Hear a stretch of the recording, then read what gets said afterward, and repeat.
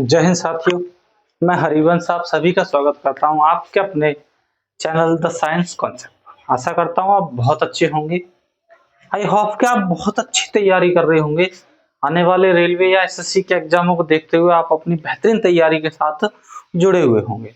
हम आज फिर से आपके साथ बायोलॉजी फाउंडेशन के तहत जो हमारा चैप्टर चल रहा था रेस्पिरेटरी सिस्टम, उसके अंदर नेक्स्ट क्लास लेकर आ गए हैं। बेहतरीन तरीके के साथ आप जुड़े रहिए, बढ़िया तैयारी करते रहिए, सिलेक्शन आपका है। चलिए देखिए आगे चलते हैं। जहां तक हमने कल पढ़ा दिया था उसके आगे हम बात करेंगे। तो अभी हम चर्चा करेंगे मानव में श्वसन। मानव में श्वसन। देखिए मानव में जो श्वसन होता है, तो मैं कहूं कि जो श्वास नली होती है,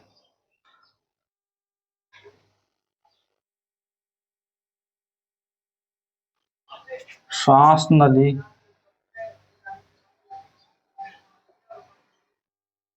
के ऊपर नहीं, ऊपर नहीं, इससे ऐसे करिए, श्वास नली के बाद यानी नीचे, श्वास नली के नीचे श्वसनिका पाई जाती है।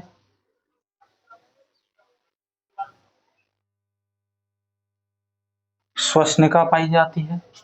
श्वसनिका, श्वसनिका कुछ और नहीं, इसको ही बोलते हैं क्या भाई, एल्वेओली। ठीक है, श्वसनिका होती है ब्रेंक्यूल्स, और उसके नीचे यानी श्वसनिका के नीचे श्वसनिका पाई जाती है।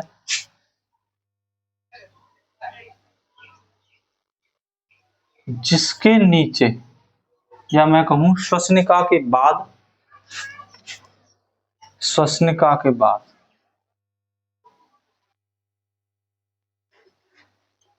श्वसनिका के बाद एक गोलाकार रचना,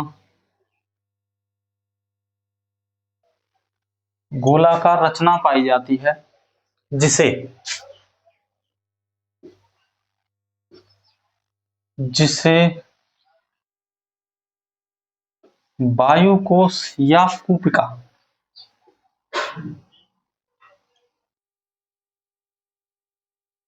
एल्वेओली,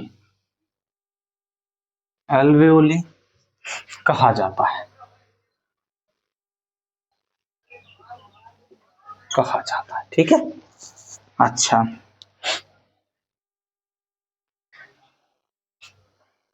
आगे,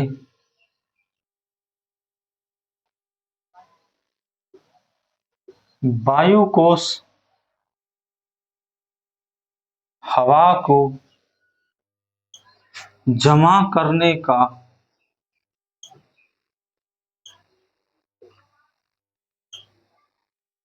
कार्य करती है,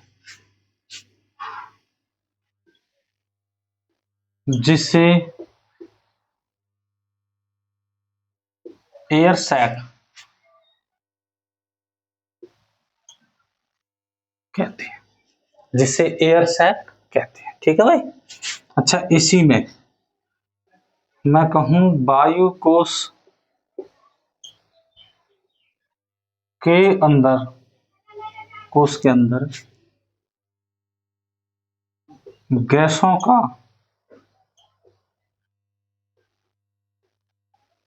विनिमय, विनिमय होता है CO2 प्लस के ऑक्सीजन, विनिमय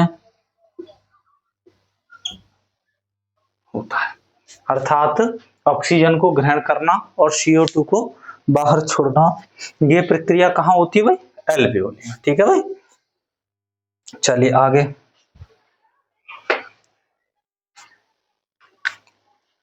जो फेफड़े होते हैं, देखिए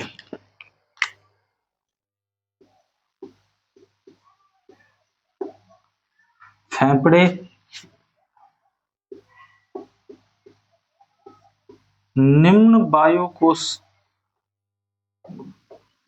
वायुकोशों के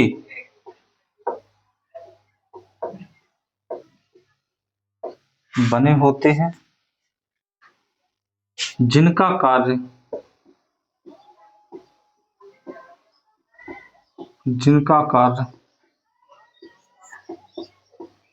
वायु कोश का निर्माण करना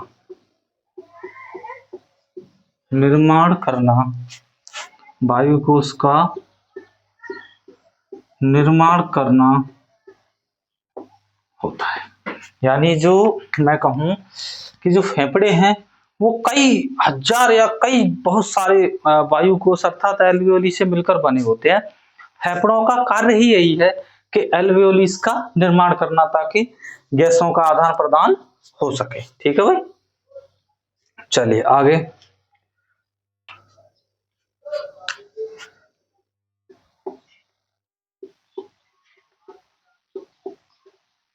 वायु कोश को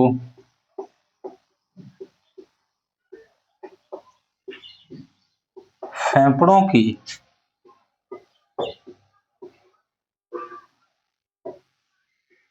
संरचनात्मक व कार्यात्मक इकाई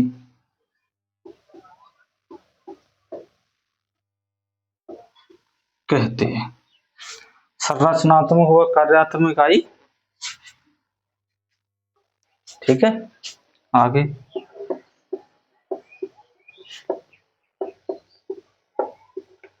वायु कोश के द्वारा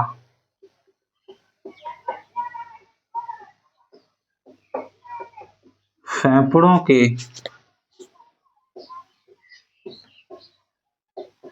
पृष्ठभाग के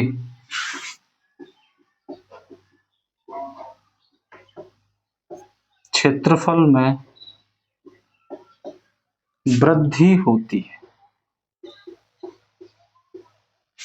देखिए क्या होता है, जैसे कोई कठिन कार्य कर रहे हैं या रनिंग वनिंग कर रहे हैं, तो उस समय पर ऑक्सीजन का आदान प्रदान तेजी से होता है, क्योंकि हम सांस तेज लेते हैं, छोड़ते भी बाहर तेज, देखते हैं हाफ चलती है तो बाहर ज्यादा अंदर बाहर। तो उस समय पर ये जो एल्वियोली होती है, ये जो फेफड़ा है, लंग्स हैं, उसकी जो आंतरिक दीवार है उनको फैला देती है, अर्थात आकार बड़ा कर देती है, ताकि ज्यादा वायु अंदर आ सके और ज्यादा बाहर जा सके।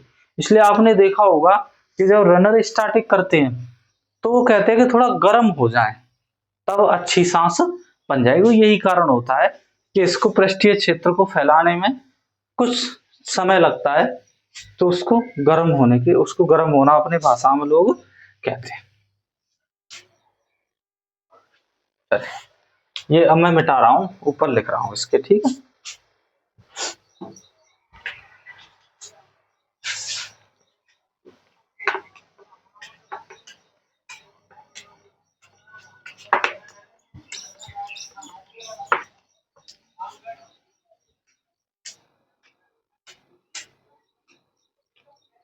नेक्स्ट आगे हम बात करें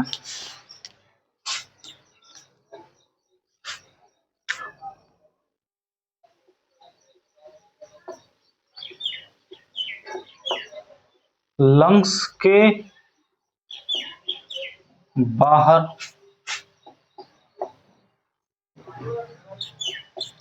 एक आवरण पाया जाता है,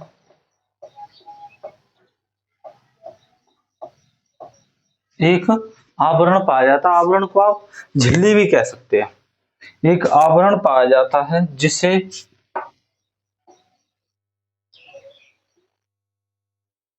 प्लूरा आवरण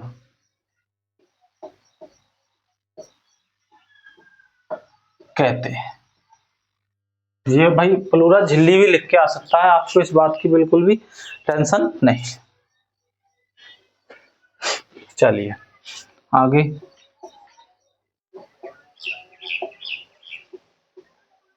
प्लूरा आवरण और लंग्स यानी फेफड़े के मध्य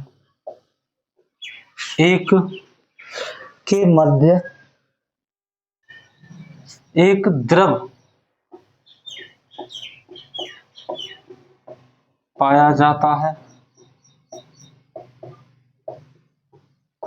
जिसे प्लूरल फ्लूइड,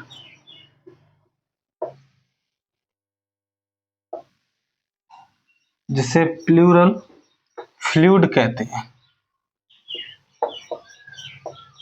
फ्लूइड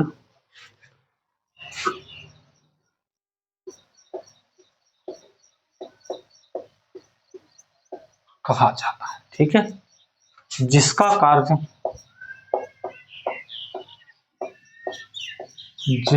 कार्य लंग्स को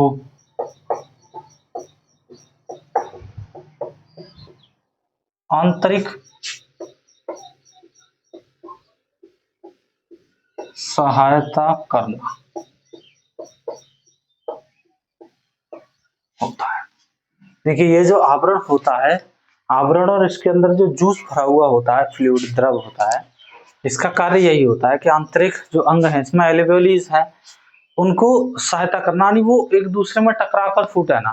तो एक तरह से आप ऐसे समझ, जैसे इस तरह वाहनों के उसमें ग्रीस लगाया जाता है ताकि वो मुलायम काम करे, बस ये एक तरह का ग्रीस ही है ये फ्लूइड, ठीक है।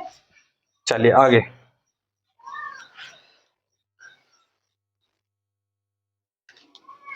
तो ये कभी कभी क्या होता है, ऐसे लिखेंगे, कभी कभी प्लूरा में संक्रमण होने के कारण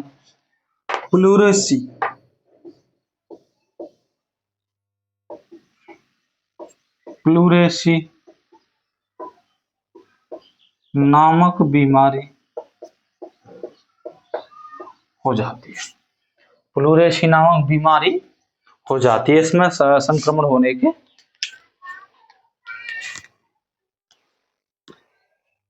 चलिए आगे देखिए, फेफड़ों के नीचे एक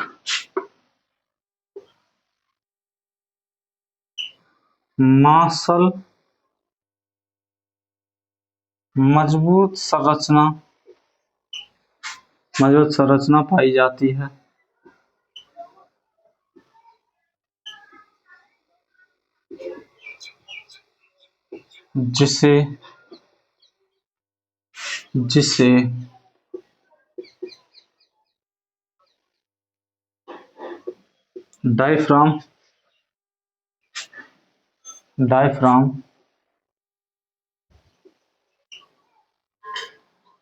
जिसे डायफ्राम कहते हैं, ठीक है भाई। ये जो डायफ्राम है, ये एक विशेष मांसल संरचनाओं का बना हुआ होता है। इसका कार्य होता है कि आदमी जब ज्यादा भोजन कर ले तो ये उसको ऊपर जाने से रोकता है, यानी फेफड़ों तक प्रेशर ना बने पेट का, इसलिए उसे रोकता है, ठीक है।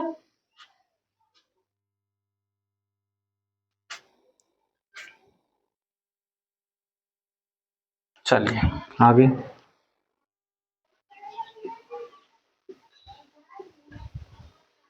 डायफ्राम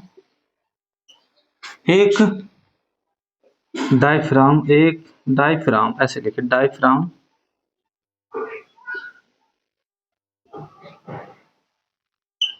पसलियों से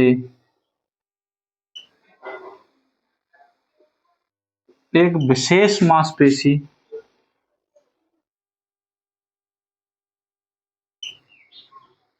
द्वारा जुड़ा होता है,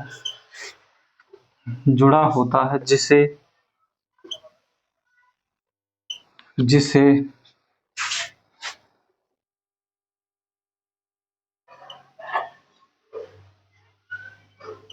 इंटरकोस्ट मांसपेशी कहते हैं, जिसे इंटरकोस्ट मांसपेशी कहते हैं। अर्थात इस विशेष मांसपेशी के द्वारा यह किससे जुड़ा हुआ होता है? रिब्स, जो पसलियां हैं, उनसे जुड़ा हुआ होता है। ठीक है,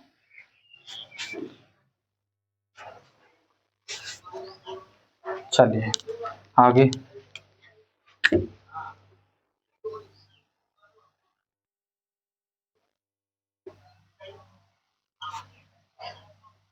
डायफ्राम के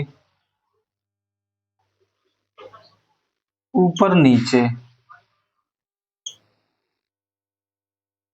गति करने के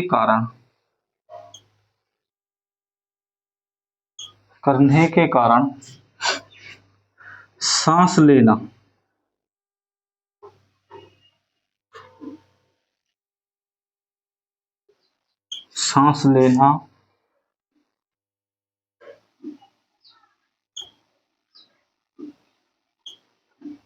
संभव होता है। देखिए, इसके जो भी ऊपर नीचे होता है, देखिए डायफ्राम होता है इस जगह पर, आप कैसे यहाँ पर डायफ्राम होता है ऐसे करके, भाई इसी से ऊपर नीचे जब होता है तो सांस लेना संभव हो पाता है। ठीक है, चलिए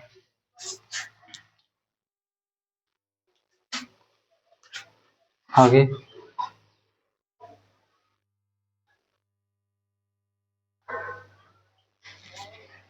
डायफ्राम के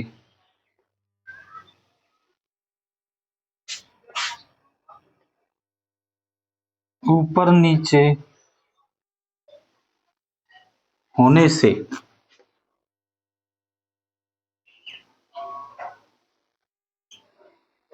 बच्चू गुहा के आयतन में परिवर्तन होता है। इसके ऊपर नीचे होने के कारण बच्चू गुहा के आयतन में क्या होता है भाई? परिवर्तन होता है। ठीक है, अच्छा, इस परिवर्तन के कारण, यही लिख दो एक लाइन,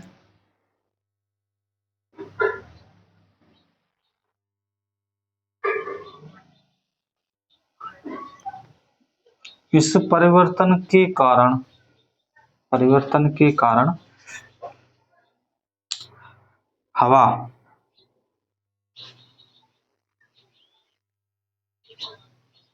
निम्न दिशाओं में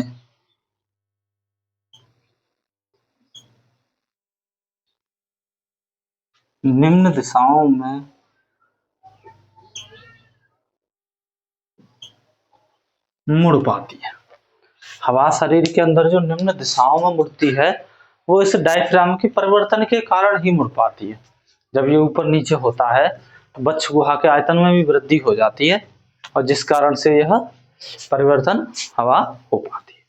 ठीक है भाई साथियों, अगर आपके बढ़िया समझ में आती है क्लासें, तो भाई आप लाइक वगैरह कर दिया करिए। देखिए, आपके साथ हम भी मेहनत कर रहे हैं, आप भी मेहनत कर रहे हैं, तो आप लाइक कर दिया करिए। ठीक है, चलिए ये मैं रफ करके आगे चलता हूँ। भाई आशा करेंगे कि आप बढ़िया साथ ही साथ नोट्स वगैरह बनाते रहिए, क्योंकि आपके पास इतना टाइम नहीं होगा पीछे कि आप दोबारा से इनको लिख सकें। ठीक है, आगे चलते हैं, चलो।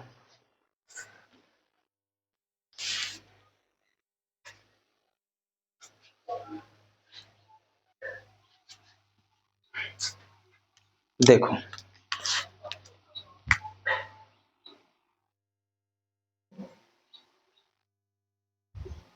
जब डायफ्राम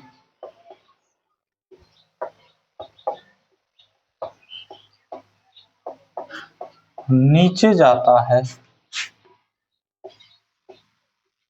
तब बच्चू गुहा में वृद्धि होती है, जिस कारण से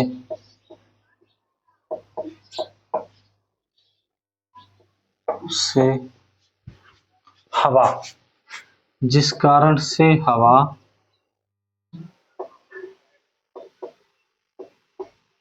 तेजी से अंदर जाती है, जिस कारण से हवा तेजी से अंदर जाती है। ठीक है, अच्छा,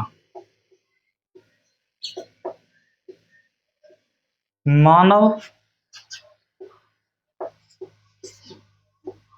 के फेफड़ों में, मानव के फेफड़ों में कोशिकाओं की संख्या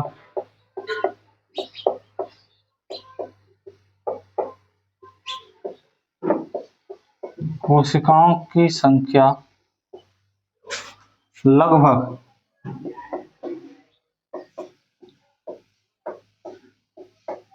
300 मिलियन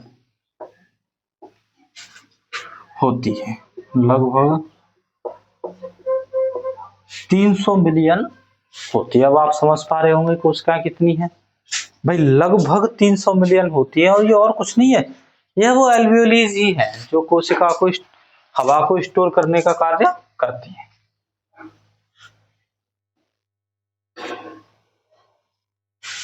चलिए आगे देखिए, हीमोग्लोबिन, हीमोग्लोबिन क्या होता है भाई? रक्त में पाए जाने वाला एक पिगमेंट है। यही तो ऑक्सीजन का परिवहन कर पाता है। तो हीमोग्लोबिन में CO2 के, CO2 नहीं सॉरी CO, हीमोग्लोबिन में CO, इसको बोलते हैं कार्बन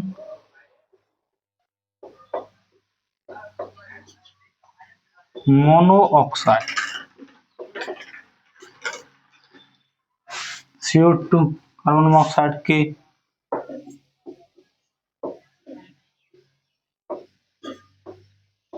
मिलने की क्षमता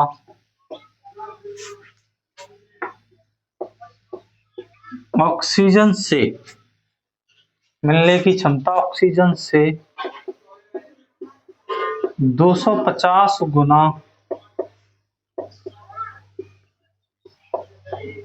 अधिक होती है। देखिए ये जो कार्बन मोनोऑक्साइड गैस है, ये बहुत जहरीली गैस है, ये भयंकर प्रदूषित गैस है। ये आपको पता होगा कि जो अम्लीय वर्षा होती है उसमें भी बहुत अत्यधिक रोल होता है इसका, कार्बन मोनोऑक्साइड का। तो ये जो जहरीली गैस है, ये ऑक्सीजन से 250 गुना तेज हीमोग्लोबिन के साथ क्रिया करती है। हीमोग्लोबिन रक्त में एक पिगमेंट है, या हम कह सकते हैं रक्त ही यही है, यही कार्य करता है ले जाने जाने का। देखिए ये बनती कैसे है? यह CO जो होती है, ये कार्बन और ऑक्सीजन के अणु से मिलकर ही बन जाती है। जैसे कि आप मान लीजिए कमरे में सो रहे हैं, आपने क्या किया, सर्दियों के दिन थे, कमरे के अंदर हल्की सी कोयला जलाए कि मुझे गर्मी मिलती रहेगी, और किवाड़े बंद की, गेट बंद किया, आप सो गए। तो वो जो विदाउट ऑक्सीजन की कम उपस्थिति के कारण जो CO2 निकल रही थी, वो कार्बन मोनोऑक्साइड में बदल जाएगी। जब देखिए अब आप यहाँ देख पा रहे होंगे, CO2 हो जाता मतलब कार्बन डाइऑक्साइड, तो कोई दिक्कत ही नहीं थी इतनी। लेकिन यहाँ ऑक्सीजन की कमी होगी, 2 अणु की जगह सिंगल अणु रह गया, अर्थात ऑक्सीजन की होगी कमी, क्योंकि आपने गेट बंद कर लिया। अब ये क्या हुआ, कार्बन मोनोऑक्साइड बनेगी जो इतनी जहरीली है कि आप सोते सोते खाट पे लगे रह जाएंगे, सुबह जग ही नहीं पाएंगे, आपकी मृत्यु हो जाएगी। इसलिए ऐसी गलती कभी ना करें, ठीक है। या अगर आप ऐसा आग वाग जला रहे हैं तो फिर गेट खुला रखें ताकि बाहर से ऑक्सीजन की आपूर्ति होती रहे, ठीक है। चलिए आगे देखो, एक DC लीटर ब्लड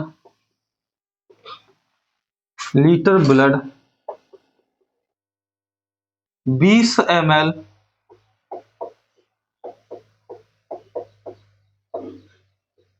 ऑक्सीजन का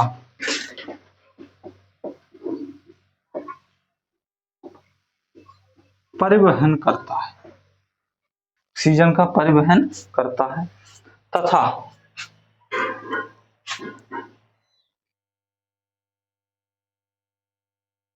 तथा 100 ml रुधिर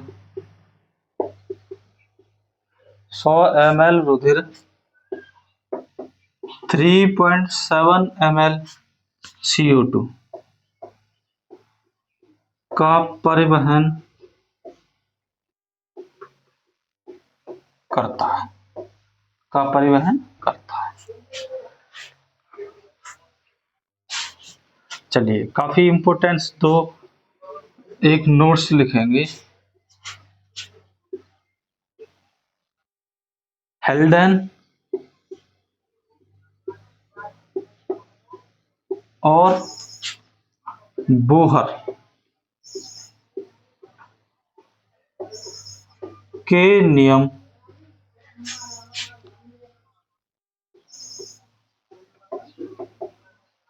श्वसन तंत्र से संबंधित हैं। ये दो व्यक्ति हैं जिन्होंने श्वसन तंत्र से संबंधित ही नियम दिए थे, इस कारण से इनका नाम भी यहाँ जुड़ जाता है। ठीक है भाई, यहाँ तक किसी को कोई दिक्कत? अगर यहाँ तक किसी को दिक्कत नहीं है तो मैं ये करता हूँ रफ, फिर हम अब थोड़ा सा आगे चलते हैं, इन्हीं के बारे में और गहन अध्ययन मतलब गहराई से बात करेंगे इनके बारे में कि किस तरह से ऑक्सीजन का परिवहन होता है, किस तरह CO2 का परिवहन होता है, किस तरह से कार्बन मोनोऑक्साइड का परिवर्तन होता है, परिवहन, वो सब चीज हम जाने। फर्स्ट हेडिंग डालेंगे हम ऑक्सीजन का परिवहन।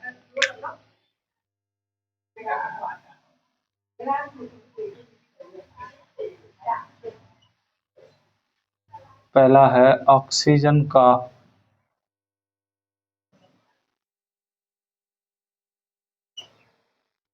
परिवहन। देखिए, ऑक्सीजन का परिवहन क्या होता है, सुनिए।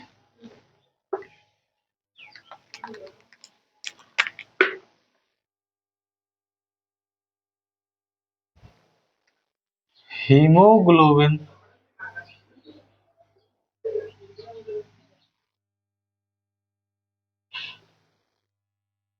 ऑक्सीजन के साथ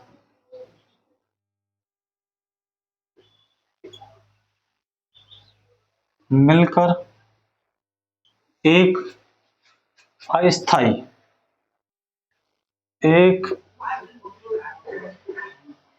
अस्थाई यौगिक का निर्माण, एक अस्थाई यौगिक का निर्माण करता है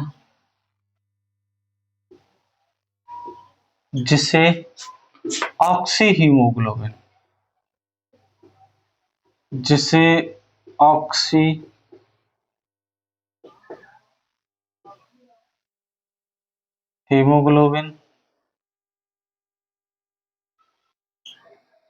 कहते हैं, जिसे ऑक्सी हीमोग्लोबिन कहते हैं।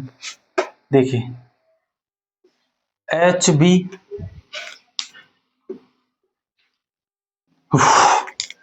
गर्मी थोड़ी सी ज्यादा है,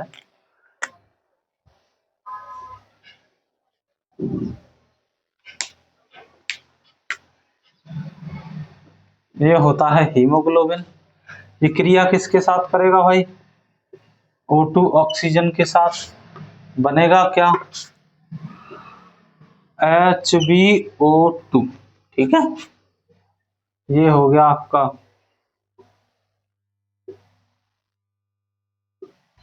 हीमोग्लोबिन, ये हो गई आपकी ऑक्सीजन,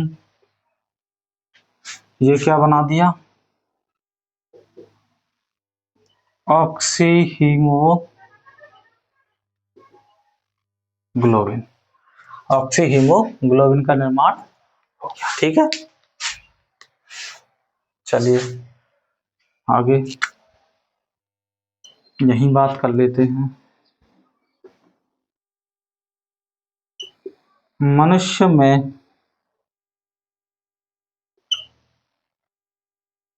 श्वसन रंजक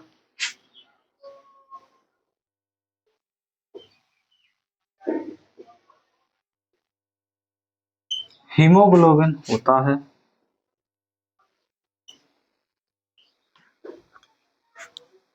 ठीक है, अच्छा,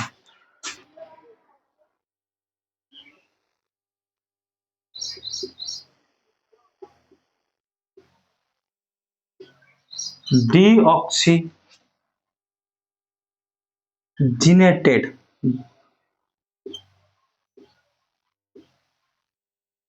डीऑक्सीजिनेटेड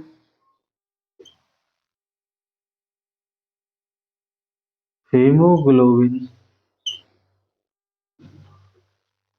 का रंग कैसा होता है भाई? बैंगनी। बैंगनी, ठीक है। अच्छा, अगला है आपका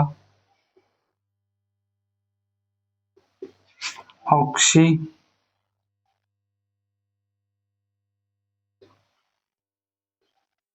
हीमोग्लोबिन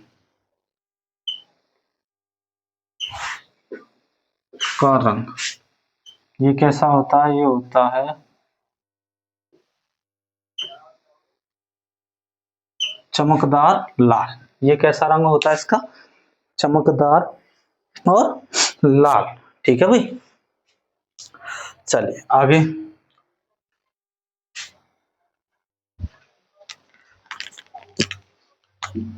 बात करेंगे। एक सामान्य मनुष्य में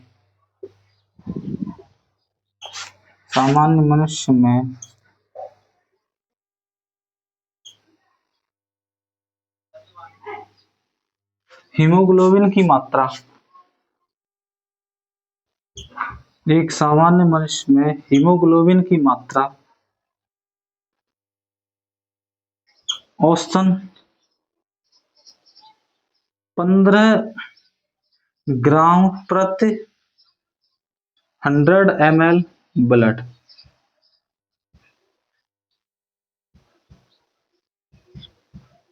होती है। यानी मैं कहूँ 100 ml ब्लड में 15 ग्राम हीमोग्लोबिन होता है। यहाँ तक किसी को कोई दिक्कत? अगर यहाँ तक आपकी समझ में आ गया है तो फिर हम आगे चलेंगे।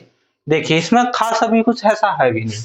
ऑक्सीजन का परिवहन करने का मुख्य कारण मैं पहले ही बता चुका हूँ, हीमोग्लोबिन होती है, जो ऑक्सीजन के साथ अभिक्रिया करके ऑक्सी हीमोग्लोबिन का निर्माण करती है। यही होता है, यही जो पार्ट है, ये पार्ट आपको मैं कहूँ तो ये जो ब्लड है, ब्लड उसके माध्यम से ऑक्सीजन का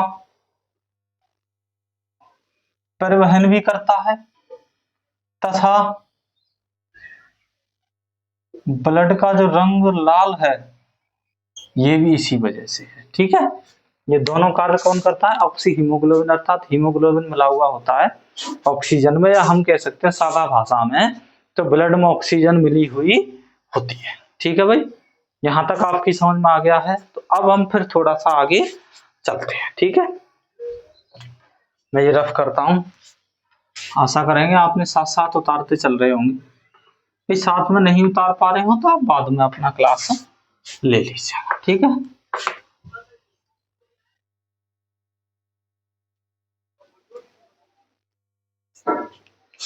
आगे चलते हैं। अगली हेडिंग है आपकी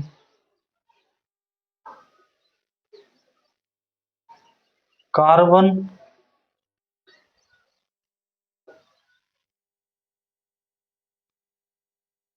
मोनोऑक्साइड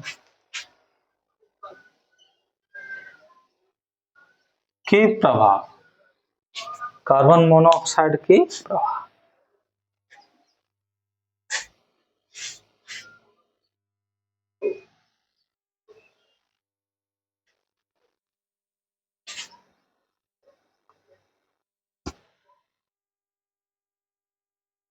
देखो, मैं कहूं यह एक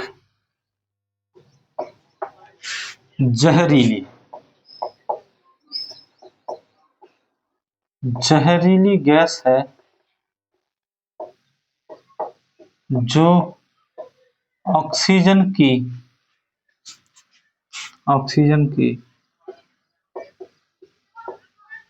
कमी के कारण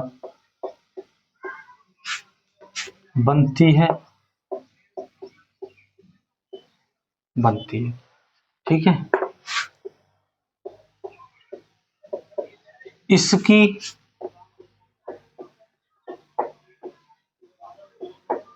हीमोग्लोबिन के साथ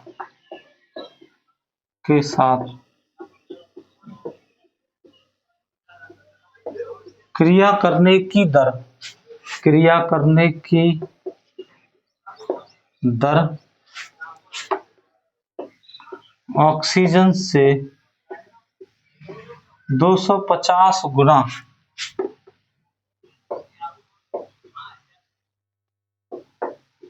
अधिक होती है। वैसे हम ये प्रभाव पढ़ भी चुके हैं। ठीक है, ऑक्सीजन से अधिक होती है। ठीक है, चलिए आगे। अगली हम चर्चा करेंगे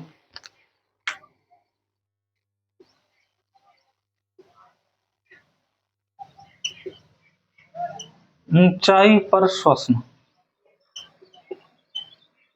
भाई ऊंचाई पर श्वसन करने से अर्थात सांस लेने से क्या प्रभाव होते हैं उनको देखेंगे हम यहाँ। देखिए, ऊंचाई पर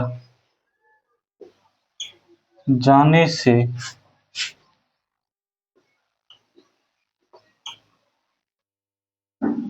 हवा का घनत्व और ऑक्सीजन की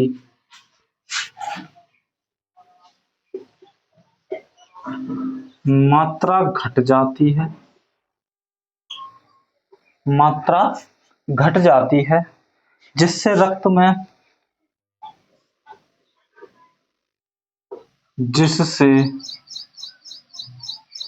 ब्लड में ऑक्सीजन की कमी होती है या कमी हो जाती है, जिसे या ऐसे कहें इसी कमी को हाइपोक्सिया